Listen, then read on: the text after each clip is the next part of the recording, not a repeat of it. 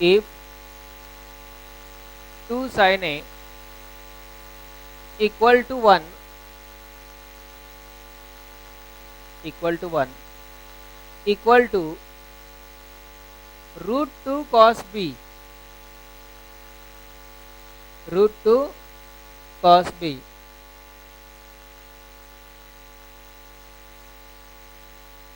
Two sin A equal to 1 equal to root 2 cos B असं एक relation दिलेलं आहे आणि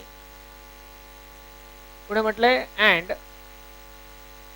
pi by 2 less than A less than पाय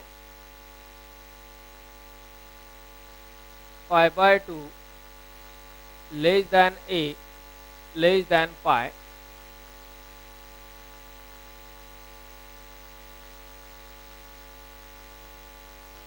and 3 pi by 2 less than B less than 2 pi. 3 pi by 2 less than B less than 2 pi.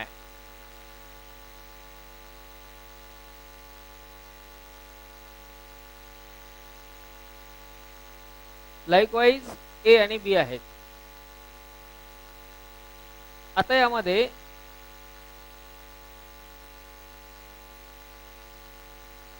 Value एक find करायची आपल्याला. हे गिव्हन रिलेशन आहे, गिव्हन इन्फॉर्मेशन आहे. Then find the value of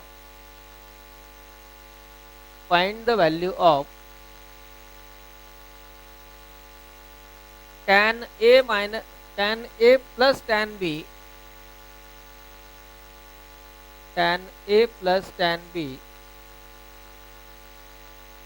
divided by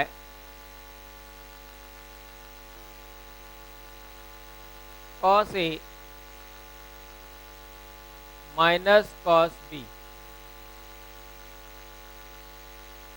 Tan A plus tan B divided by cos A minus cos B. ते find केलं करायचं आहे. एक्झाम्पल युजुअल ट्रॅकचंच आहे. आधी गिव्हन रिलेशन केअरफुली पहा कसं आहे. 2 sin A इक्वल टू 1 आहे आणि रूट 2 cos B पण इक्वल टू 1च आहे. त्याला आपण थोडंसं सेपरेट करू. म्हणजे 2 sin A इक्वल टू जर 1 लिहिला तर sin A ची व्हॅल्यू काय आली 1/2. ओके. आणि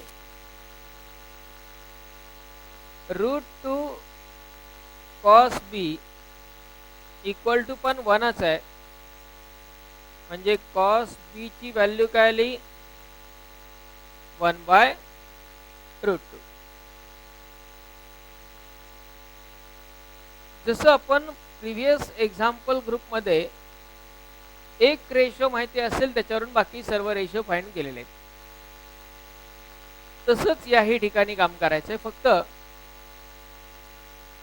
साइन A याच्यावरून आपल्याला cos A शोधता येईल आयडेंटिटी वापरून आणि sin A आणि cos A च्या रेशोवरून tan A मिळेल. cos A tan A च्या व्हॅल्यू तयार करायच्या. सिमिलरली cos B वरून आयडेंटिटी वापरून sin B मिळेल. बरोबर. cos B वरून आयडेंटिटी वापरून sin B मिळेल. sin आणि cos कळाले की त्यावरून tan मिळवता येऊ शकतो. किंवा cos B चा रेसिप्रोकल sec B वरून डायरेक्ट tan B तसंही त्या मार्गेही जाता येईल. म्हणजे बदल हाच की एक ऐवजी दोन व्हॅल्यू शोधायच्या आहेत. अँगल A साठी रेशो शोधायचे आहेत, अँगल B साठी रेशो शोधायचे. क्लिअर. त्यामुळे एक्झाम्पल ट्रॅक तोच आहे. त्यात काही ठिकाणी आपल्याला ॲडिशनल ऑफर मिळतात. ती ऑफर आपल्याला शोधता यायला पाहिजे. बरोबर. नाहीतर मग विनाकारण लॉस येतो काहीतरी.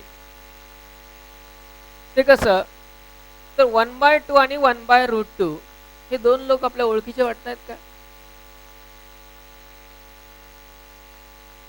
येस, वाटतायत. स्टँडर्ड अँगलच्या व्हॅल्यूज आहेत त्या. मग जर साइन ए इक्वल टू 1/2 असेल, याचा अर्थ ए काय असला पाहिजे? ए काय असला पाहिजे? 30 डिग्री. कारण साइन 30 ची किंमत किती असते? साइन 30 ची किंमत किती असते? 1/2. पण प्रॉब्लेम हा आहे, ए कुठल्या क्वाड्रंट मध्ये आहे म्हणून सांगितलंय? ए कुठल्या क्वाड्रंट मध्ये म्हणून सांगितलंय? सेकंड क्वाड्रंट मध्ये. आणि सेकंड क्वाड्रंट मध्ये 30 डिग्री हा अँगल येईल का? नाही. बरोबर आहे. फरक लक्षात घ्या कशा प्रकारे व्हेरिएशन होतात.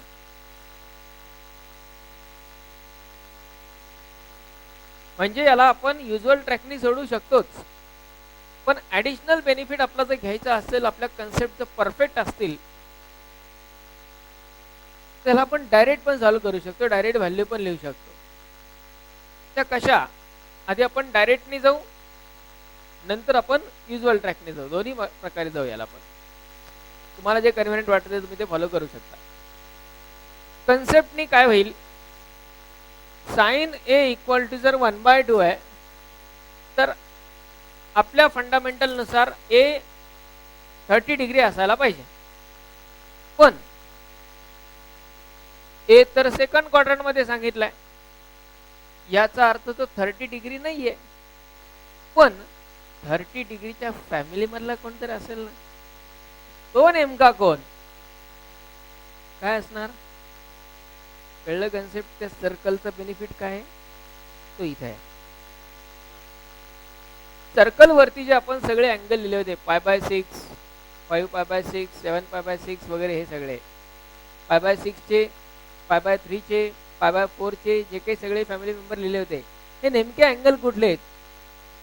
हे जर लक्षात राहिलं तर काम आपलं किती सोपं होतंय बघा. म्हणजे आपल्याला एक तर कळालं की अँगल ए हा 30 डिग्री नाहीये, पण तो 30 डिग्रीच्या फॅमिली मधला कोणीतरी आहे. तो सेकंड क्वाड्रंट मधला आहे. आणि तो कोण आहे? 150. म्हणजे आपण असंही लिहू शकतो इथे, sine A equal to 1/2 and π/2 less than A less than pi. Therefore A equal to किती आला? 150 डिग्री. किंवा त्याला तुम्ही रेडियन मध्ये पण लिहू शकता, 5π/6. ओके, तुम्हाला लक्षात येण्यासाठी मी 150 डिग्री लिहिलंय. ऍक्च्युली तो रेडियन फॉर्म मध्ये त्याची जर रेंज दिलेली आहे, तर रेडियन फॉर्म मध्ये लिहिणं कन्व्हिनियंट आहे, 5π/6. ओके, चला अँगल एच कळाला. आता कोण लागणार आहेत आपल्याला? कॉस ए आणि टॅन ए. बरोबर आहे. देअरफॉर कॉस ए म्हणजे कॉस 150 डिग्री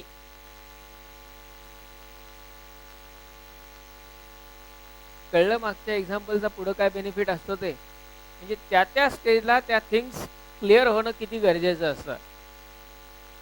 याची व्हॅल्यू तयार केली आपण.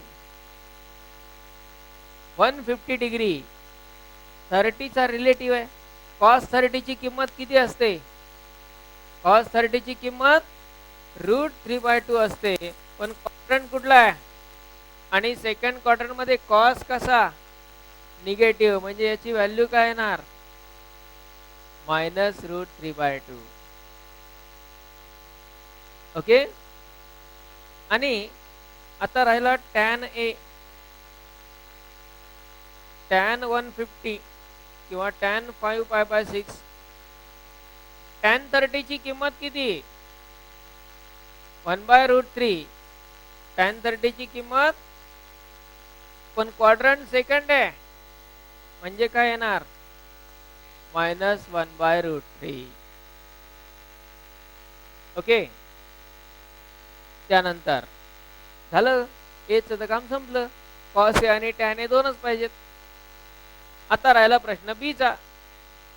बी साठी कॉस बी ऑलरेडी आपल्याला माहिती आहे 1/√2, म्हणजे एकच व्हॅल्यू शोधायची आहे टॅन बी. इथेही तसंच कॉस बी इक्वल टू आहे 1/√2. याचा अर्थ बी काय असायला पाहिजे? बेसिक 45 डिग्री असायला पाहिजे. क्लिअर? पण बी कुठल्या क्वाड्रंट मध्ये म्हणून सांगितलंय? 3π/2 लेस दॅन बी लेस दॅन 2π.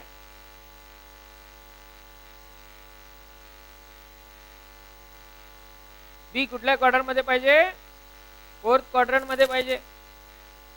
आता फोर्थ क्वाड्रंट मध्ये 45 डिग्रीचा रिलेटिव्ह कोण? यस, 315. बरोबर आहे. कन्सेप्ट उलट सुलट कशाही दिशेनं वापरता यायला पाहिजे. क्वाड्रंट फोर्थ आहे आणि रिलेटिव्ह आहे 45 चा, म्हणजे बी इक्वल टू किती येणार? 315. म्हणजे त्याला रेडियन मध्ये किती होणार?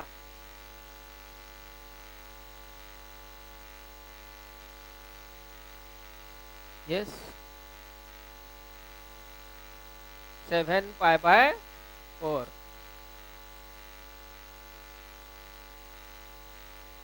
आता बी जर 315 आहे तर टॅन बी ची व्हॅल्यू फाइंड करायची आहे. टॅन बी म्हणजे टॅन 315. आता 45 चा रिलेटिव्ह आहे. टॅन 45 ची किंमत किती असते? 1. म्हणजे 1 तर येणार मॅग्निट्यूड. क्वाड्रंट कुठला? फोर्थ क्वाड्रंट मध्ये टॅन कसा? म्हणजे व्हॅल्यू काय झाली? ओके, रिक्वायर्ड ज्या 4 व्हॅल्यूज आहेत, 4 पैकी एक तर दिलेलीच होती, 3 व्हॅल्यू आपण फाइंड केल्या. या तीनही व्हॅल्यूज कन्सेप्ट प्रॉपर असेल तर क्विकली मिळाल्या. आता आपल्याला व्हॅल्यू कशाची फाइंड करायची आहे? यस,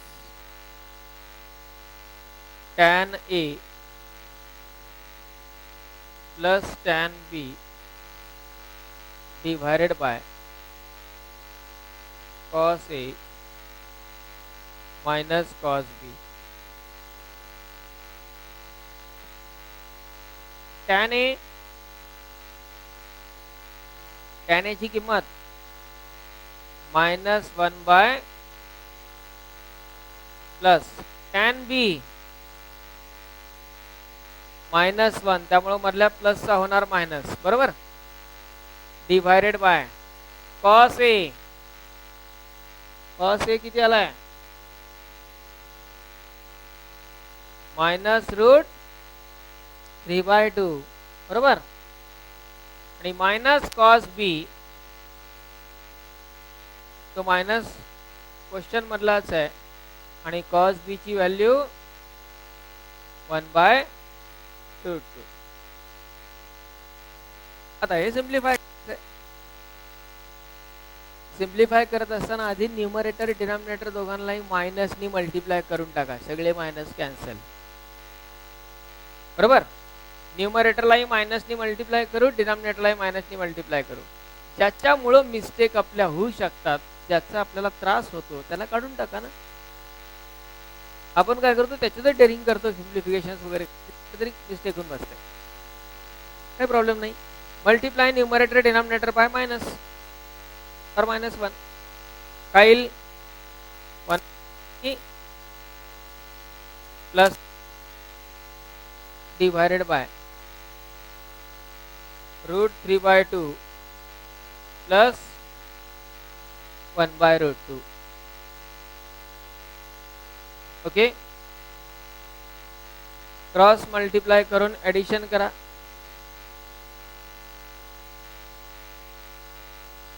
न्यूमरेटर काय होईल? 1 plus √3 upon √3 divided bye denominator denominator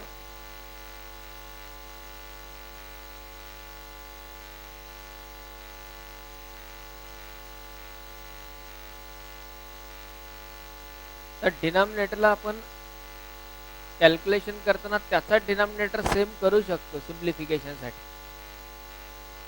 बरोबर आहे. त्याला थोडंसं आपण वर्कआउट करू शकतो, किंवा जरी तुम्ही डायरेक्ट क्रॉस मल्टिप्लाय करून √6+1/√2 लिहिलं तरी चालणार आहे, काही अडचण नाही आहे. म्हणजे क्रॉस मल्टिप्लाय केलं तर काय येईल, ते √6+2/2√2 आणि मग शेवटी हा जो √3 आहे तो डिनॉमिनेटरला आहे, तो डिनॉमिनेटरला मल्टिप्लाय होणार, आणि हा जो 2√2 आहे तो डिनॉमिनेटरचा डिनॉमिनेटर कुठे येतो, न्यूमरेटरला. म्हणजेच 2√2 × 1+√3 डिवायडेड बाय √3 × √6+2. आता याला थोडं एक सिम्प्लिफिकेशन देता येऊ शकतं आणखी.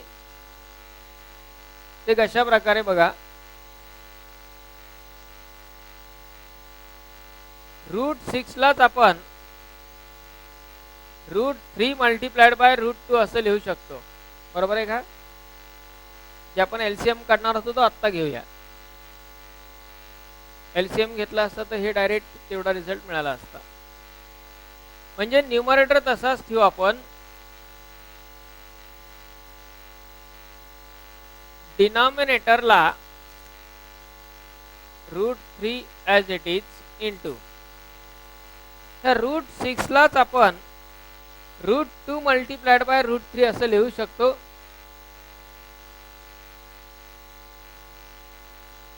आणि प्लस पुढे जो 2 आहे त्यालाच आपण √2 मल्टिप्लाइड बाय √2 असं लिहू शकतो. म्हणजे √2 × √2 equal to 2√2 in bracket 1+√3 divided by denominator, हा √3 आहे, डिनॉमिनेटरहून √2 कॉमन घेता येईल एक ब्रॅकेट मधून, म्हणजे √3 मल्टिप्लाइड बाय √2 आणि ब्रॅकेट मध्ये शिल्लक काय राहिला, √3 प्लस हे √2 कॅन्सल होतील. म्हणजेच आन्सर काय येईल,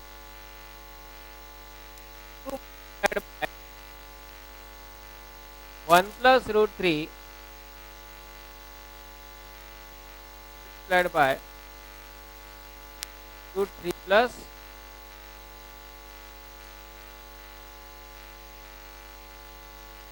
ओके. यात इथून पुढचा जो पार्ट आहे तुम्ही मेथड कुठलीही वापरा, हा पार्ट कॉमन राहणार आहे, हा पार्ट कॉमन राहणार आहे. याला एक्सक्यूज काहीच नाही कुठल्याही मेथडने जा. फक्त इथे आपण सुरुवातीला ज्या 3 व्हॅल्यू फाइंड केल्या, स्टँडर्ड अँगल आणि क्वाड्रंटच्या कन्सेप्ट आपल्या असल्यामुळं त्याची व्हॅल्यू डायरेक्ट लिहिता आल्या. पण जर हे स्टँडर्ड नसते तर आपण आयडेंटिटीज वापरून ते सोडवलं असतं, बरोबर आहे. टेक डाउन दिस.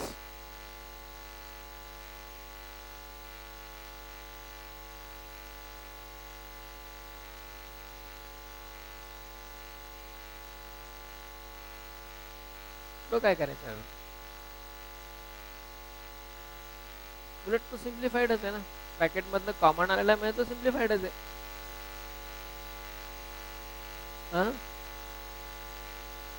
नाही होत ना कॅन्सल, काही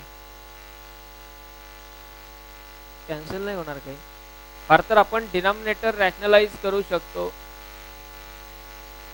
त्याने डिनॉमिनेटरच्या रूटच्या काही टर्म कॅन्सल होतील, पण न्यूमरेटरला ते टर्म येतील. त्यामुळे डिनॉमिनेटर रॅशनलाइज करता येऊ शकतो. इथे ब्रॅकेटमध्ये मल्टिप्लाय करून कॅन्सल नाही होणार काही.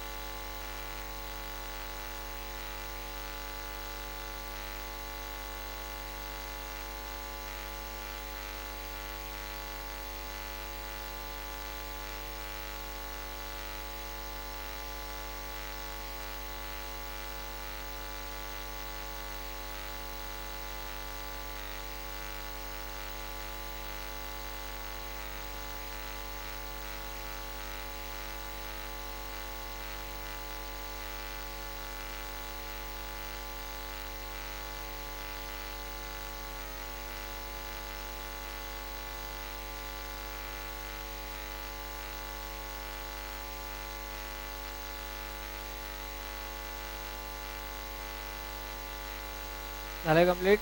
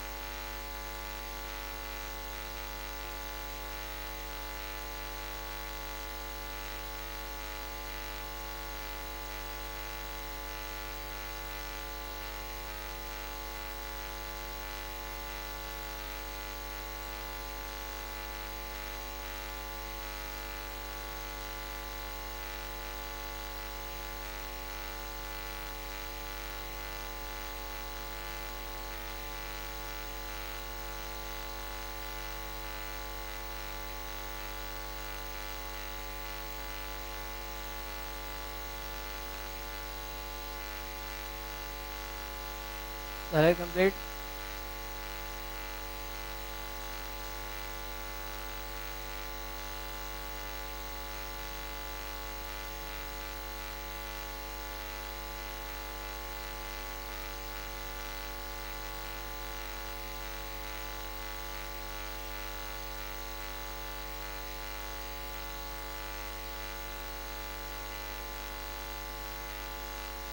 या नेक्स्ट.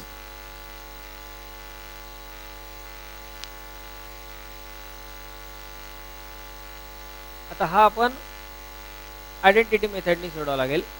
या if sine A if sine A upon 3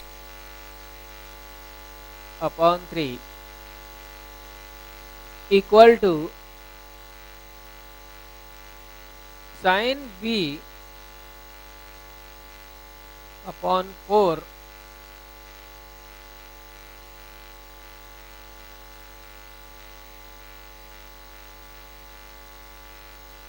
equal to 1 upon 5 equal to 1 upon 5 and a comma b are capital A comma capital B are angles in the second quadrant.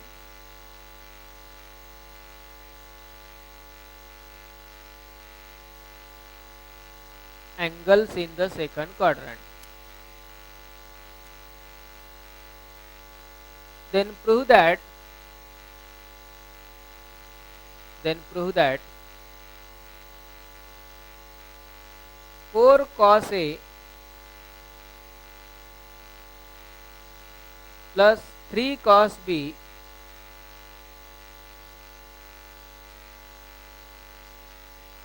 Four cos A plus 3 cos B equal to -5.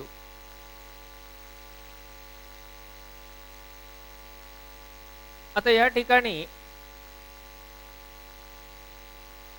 Relation जे दिलेले आहेत या तिन्ही term equal आहेत. दोन दोन term आपण equate करू शकतो. म्हणजे आपण sine A upon 3 equal to 1/5 लिहू शकतो. त्यावरून साइन ए ची व्हॅल्यू काय मिळेल 3/5.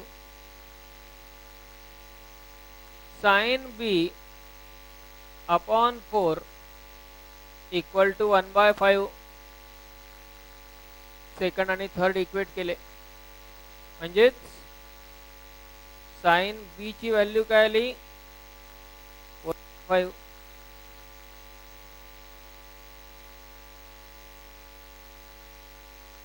साइन ए वरून कॉस ए काढा, साइन बी वरून कॉस बी आयडेंटिटी वापरून.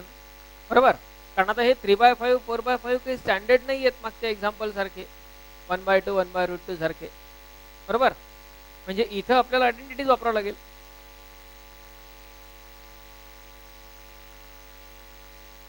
cos square A equal to 1 minus identity वापरता येईल equal to 1 minus sine A ची व्हॅल्यू आहे 3/5. त्याचा स्क्वेअर किती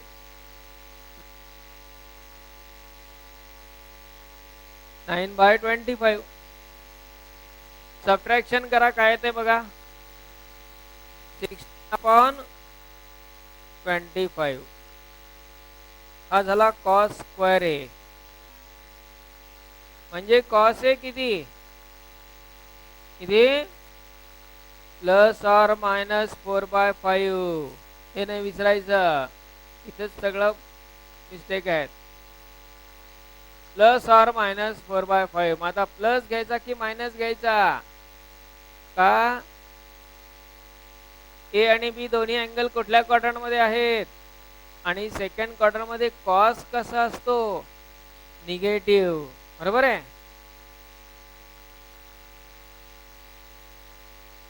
ए lies in second quadrant where cos A is negative म्हणजे cos A ची व्हॅल्यू काय घ्यावी लागेल -4/5 बरोबर cos A ची व्हॅल्यू -4/5 घेतली त्यानंतर असंच cos B फाइंड करता येईल cos square B equal to 1 minus sin square B sin B किती आहे 4/5 त्याचा स्क्वेअर 16 आणि सबट्रॅक्शन किती येईल 9/25 हा झाला cos स्क्वेअर B म्हणजेच cos B किती प्लस और मायनस पण अँगल B पण सेकंड क्वाड्रंट मध्येच आहे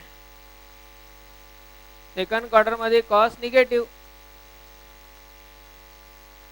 B also lies in second quadrant and therefore cos B ची व्हॅल्यू काय घेणार आपण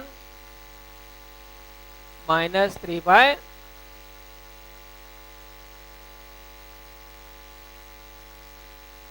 आणि मग आता आपल्याला जे प्रूव्ह करायचं आहे 4 cos A plus 3 cos B याची लेफ्ट हँड साइड घेऊया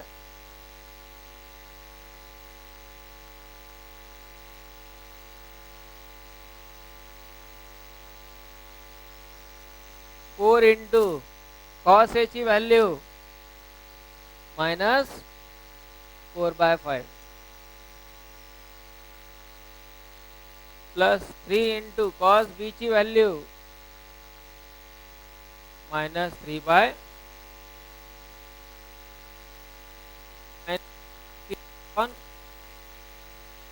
प्लस -9 डिनॉमिनेटर सेम आहे डायरेक्ट एडिशन होईल -25/5 that is equal to which is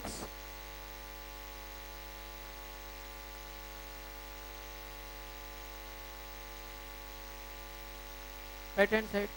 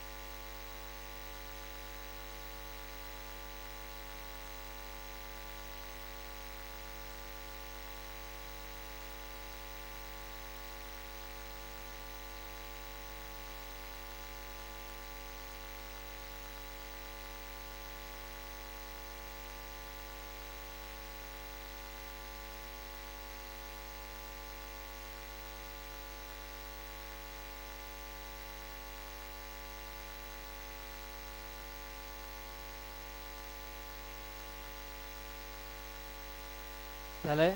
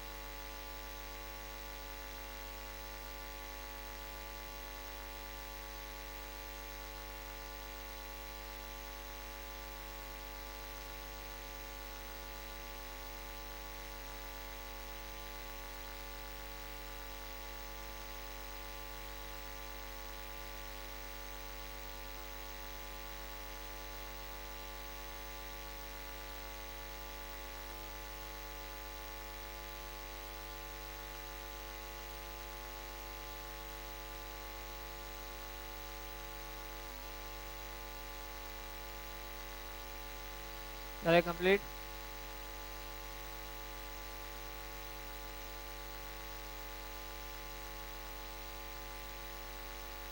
क्या next.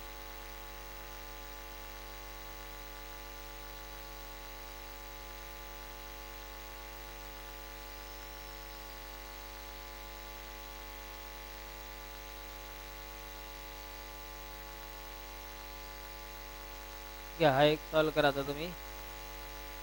If tan theta equal to 1/2 लगेच सॉल्व करायचा. tan theta equal to 1/2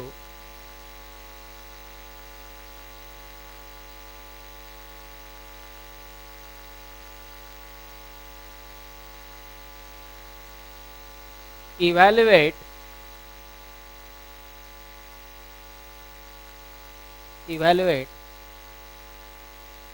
2 sin theta plus 3 cos theta, 2 sin theta plus 3 cos theta divided by 4 cos theta plus 3 sin theta. एवढंच आहे.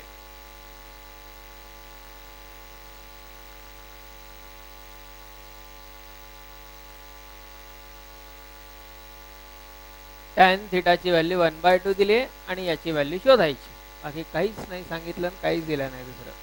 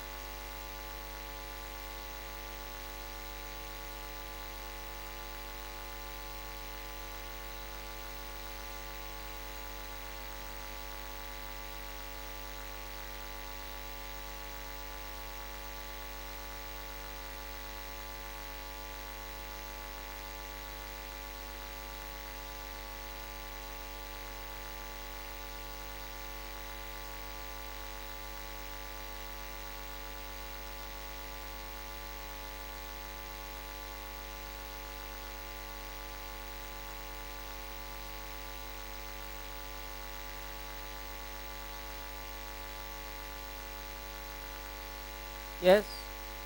काय करणार.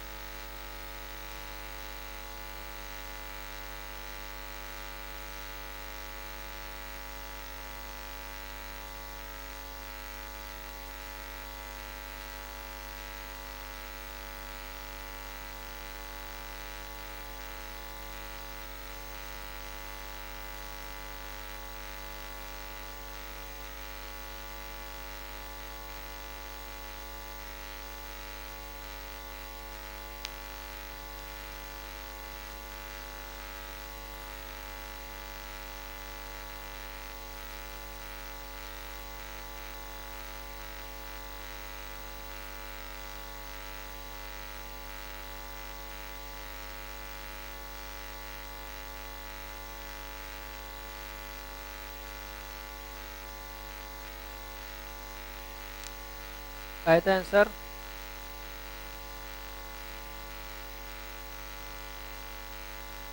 Yes,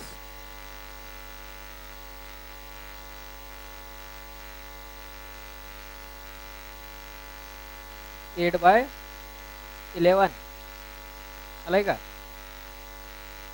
काय केलं? Tan थिटावरून sec theta, सेक थिटावरून cos theta आणि cos थिटावरून sine theta, बरोबर आहे का? क्वाड्रंट कुठला घेतला?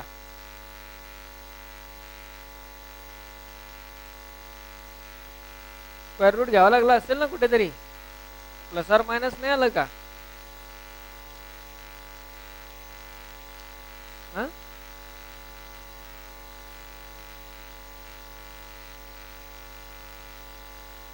टॅन वरून सेक फाइंड करत असताना स्क्वेअर रूट घ्यावा लागला की नाही? ते square root plus or minus नाही आलं का? म्हणजे प्लस घ्यायचं का मायनस घ्यायचं कसं ठरवलं?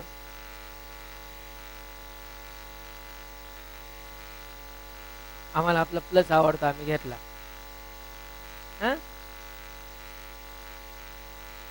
असंच केलं ना? असंच करायचं, असंच करायचं. काही दिलंय का तुम्ही क्वाड्रंट बद्दल? नाही, मग आम्हाला हे आवडतं, आम्ही घेतला. That's it. क्वाड्रंट तुम्ही कुठलाही घ्या, म्हणजे टॅन थिटा 1/2 दिलाय म्हणजे तो पॉझिटिव्ह आहे.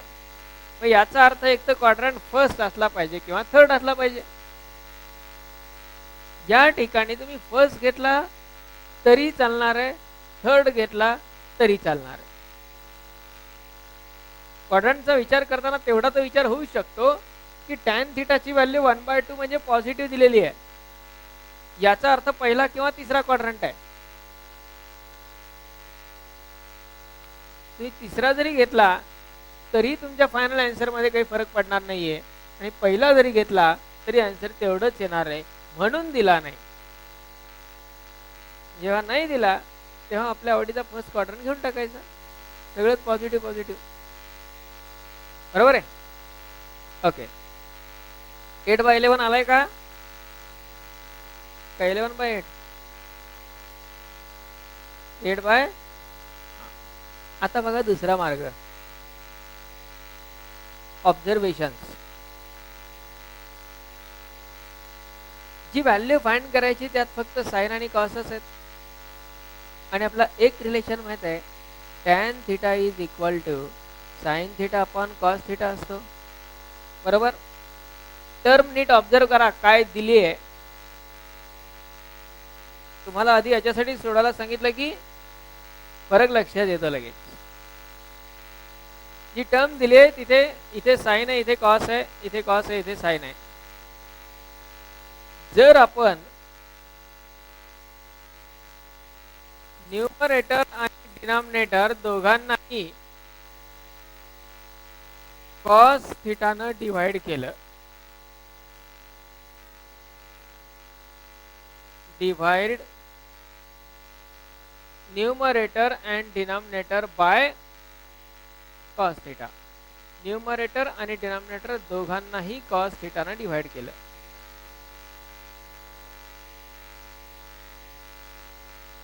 तर काय होईल बघा. 2 sine theta plus 3 cos theta. आता याच्या स्टेप वाढवतोय, पहिल्यांदा असं करतोय म्हणून, नंतर नंतर ते एका स्टेप मध्ये तुम्हाला लिहिता येईल. डिवायडेड बाय कॉस थिटा आणि 4 cos theta plus 3 sine theta divided by cos theta. Numerator denominator दोघांनाही सेम टर्मनं डिवाइड केलं. कॉसच का? साइन अपॉन कॉस म्हणजे टॅन असतो, आणि कॉस अपॉन कॉस तर कॅन्सलच होणार आहे. म्हणजे ही दिलेली टर्म त्या टर्मलाच टॅन मध्ये कन्वर्ट केलं. टॅन वरून साइन कॉस शोधण्यापेक्षा ती अख्खी टर्मच टॅन मध्ये टाकून दिली. क्वाड्रंटचा प्रॉब्लेम नाही, आयडेंटिटीची गरज नाही, काहीच नाही. कसं होईल पहा. आता हा कॉस थिटा या दोघांनाही सेपरेट डिवाइड करावा लागेल, म्हणजे काय येणार 2 sin theta upon cos theta plus 3 cos theta upon cos theta divided by denominator 4 cos theta upon cos theta plus 3 sin theta upon cos theta. Okay, आता यामध्ये ही cos theta कॅन्सल होतील आणि sin upon cos म्हणजे tan. Numerator काय येतो आहे 2 tan theta plus 3 आणि denominator 4 plus 3 tan. आता जेव्हा तुम्ही प्रॅक्टिस मध्ये याल बऱ्याच वेळा अशा प्रकारच्या टर्म समोर येणार आहेत. त्या टर्म समोर आले की लक्षात यायला पाहिजे की याचं टॅन मध्ये काहीतरी होत आहे. अशा वेळी आपण डायरेक्ट याच्यावरून ही स्टेप लिहू शकतो. ज्यांना शक्य विचार करणं त्यांनी विचार करून बघा. पहिली टर्म बघा, प्रत्येकाला कॉसने डिवाइड केलं काय होणार 2 into sine upon cos tan plus into cos cos cancel 4 cos cos cancel 3 sine upon cos म्हणजे टॅन. डायरेक्ट ही टर्म येते. फक्त ते आपण डिस्क्रिप्टिव्हली डिटेल 2 स्टेप वाढवल्यात. कळलं म्हणजे एक स्टेपचं काम आहे फक्त. आणि आता टॅन थिटाची किंमत दिलेली आहे टाकून द्या. काय येईल 2 into tan theta plus 3 divided by 4 plus 3 into 1/2 बरोबर. आता हे 2 कॅन्सल होतील. 1 प्लस 3 काय राहील न्यूमरेटरला डिवाइडेड बाय 4 प्लस 3/2. आता इथे क्रॉस मल्टिप्लाय करून ऍडिशन करावं लागेल. 4 प्लस 3/2 किती येतो 11 आणि तो 2 जाऊ द्या न्यूमरेटरला. मल्टिप्लाय होणार ना तो डिनॉमिनेटरचा डिनॉमिनेटर इक्वल टू काय येईल. आलं तेवढंच आन्सर. आता यातही समजा तुम्ही असं केलं असतं नको अपूर्णांक सुद्धा आपला त्याचा पण लोड कमी करायचा आहे. टॅन थिटा जर 1/2 आहे तर कॉट थिटा किती बरं कॉट थिटा किती 2 चांगला आहे बरोबर. मग इथे कॉस थिटाने डिवाइड करण्याऐवजी साइन थिटाने डिवाइड करा. टर्म काय येते बघा सांगा बरं डायरेक्ट 2 प्लस 3 कॉट 4 बरोबर. द्या कॉट थिटा जागी 2 टाकून काहीच कॉम्प्लिकेशन नाही. 2 plus 3 into 2 4 into 2 plus 3 2 plus 6 म्हणजे 8 अपॉन 11.